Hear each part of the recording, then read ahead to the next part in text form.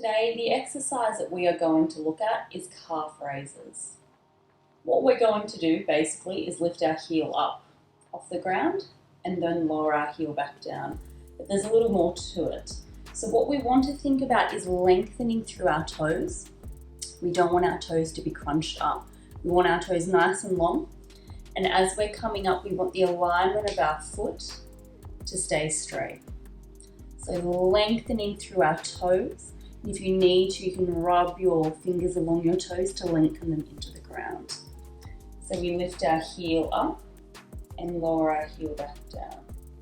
We lift our heel up, we lower our heel down. And as we're coming down, press your toes into the ground and lengthen your heel away as you come down. So that way we're developing those intrinsic foot muscles underneath our foot.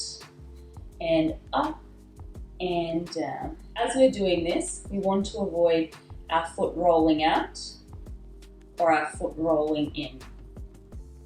We really want to make sure the alignment of our foot stays straight. So as I come up, my foot is straight, my ankle is in line with my toes, and it's not going out or out, which really puts a lot of strain on the joint and the muscles above and below. So lifting up and down, and a side angle shot, lengthening up, coming down, long, long, long, long, long. So that way we get maximum distance between the toes and the heels as it comes down to the ground. And lengthening. Our arch underneath our foot is working, up and down, up and down. And really trying to develop the fluidity in the movement. Fluid. And you can breathe as you do this, breathing in, breathing out as you lengthen.